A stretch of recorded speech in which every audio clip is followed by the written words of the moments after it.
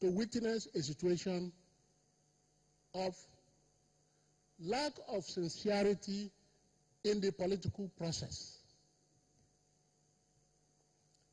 From the word go, efforts were made to undermine the very institutions of democracy, of which the House of Representatives was one.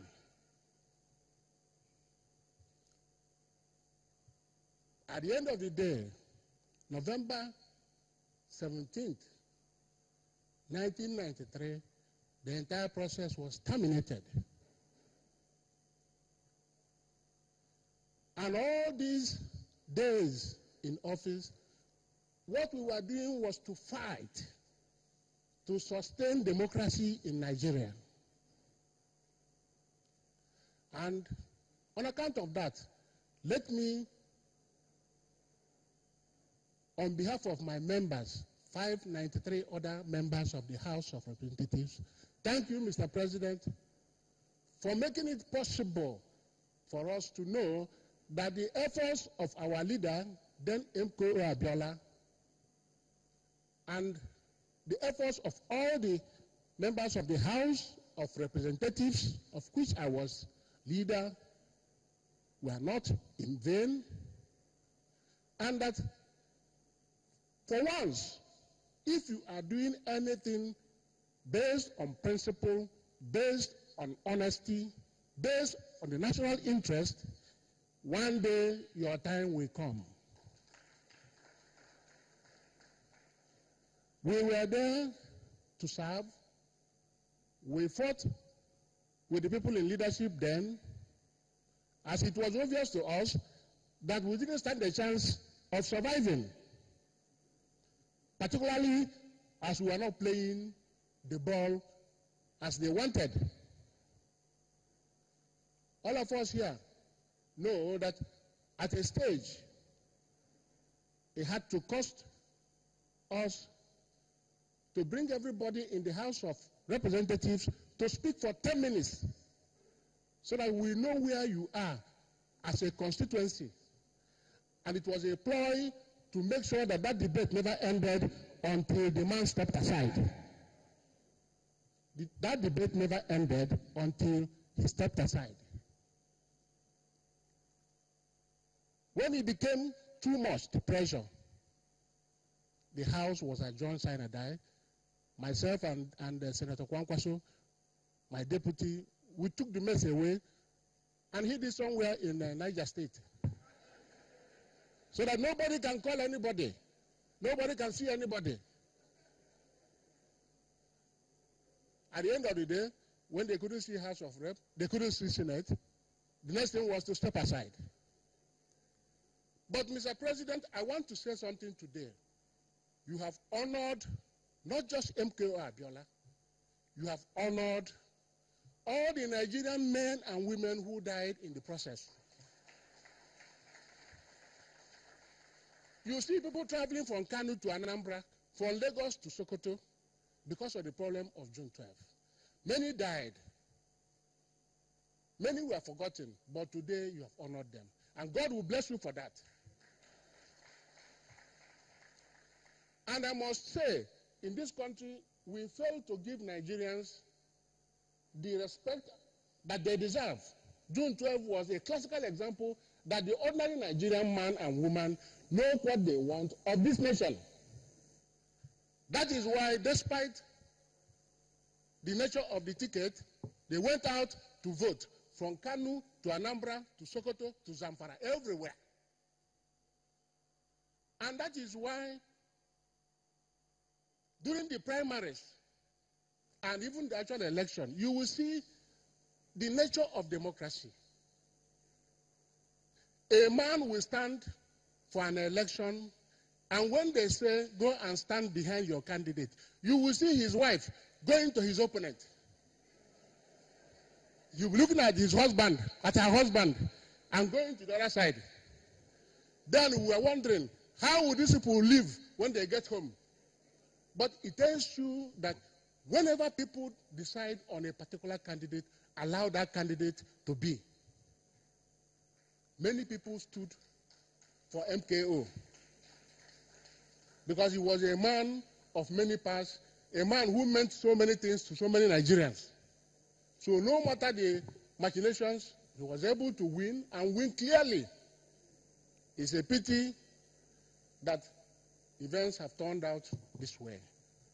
But my prayer is that God will receive his soul in heaven and receive the soul of all those who died.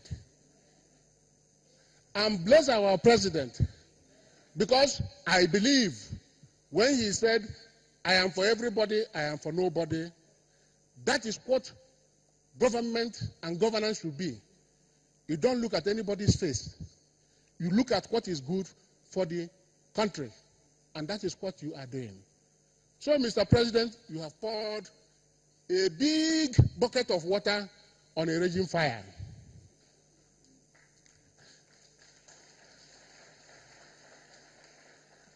June 12 had been troubling this country since 1993. Many people would like to play politics with it, but it has been troubling this nation. And today, you have led the ghost of June 12 to rest. But one more thing, Mr. President, sir. There are so many other troubling things in the country. You have done the most important. I know you know other things that are troubling Nigeria, and only a man of courage like yourself can address them. As a Nigerian, I join others to call on you to look at our security situation in the country.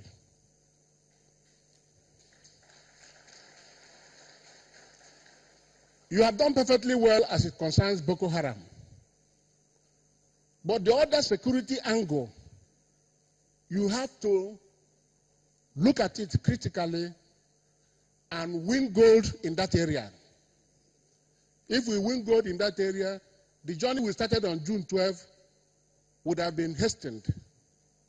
June 12 told us that we are all one Nigerians, Christian, Muslim, Northerner, Christian, Southerner, everybody one Nigeria. Let us try and address security challenges in the country and return power to the people of Nigeria, because they know what they want. They want this country to be a success, to succeed, and to become a beacon of light and hope in the continent of Africa and the world at large.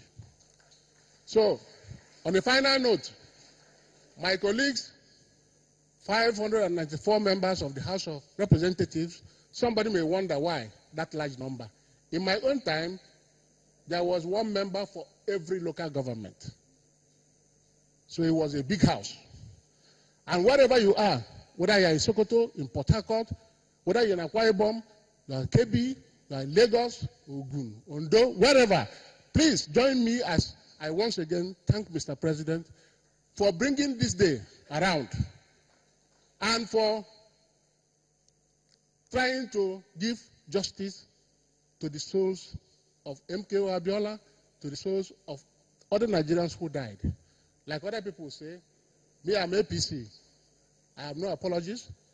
And you have done well, Mr. President, and we are going out to work to ensure that this good thing will last for another 4 years. Thank you, and God bless.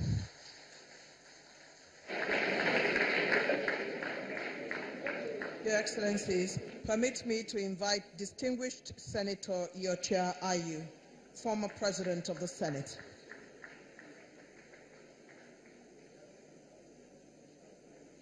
Let's cheer him as he comes forward.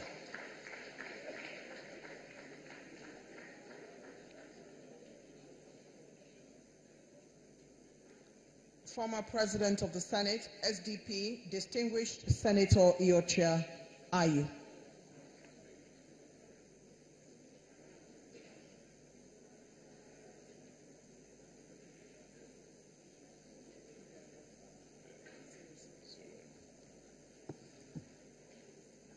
Mr. President,